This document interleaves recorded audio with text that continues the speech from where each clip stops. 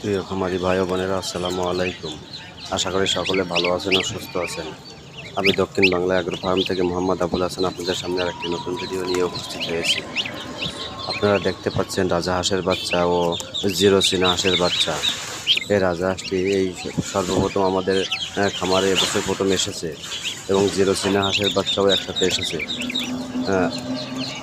আপনারা চাইলে এই রাজহাঁসের বাচ্চা ও চীনা হাঁসের বাচ্চা আমাদের কাছ থেকে সংগ্রহ করতে পারেন।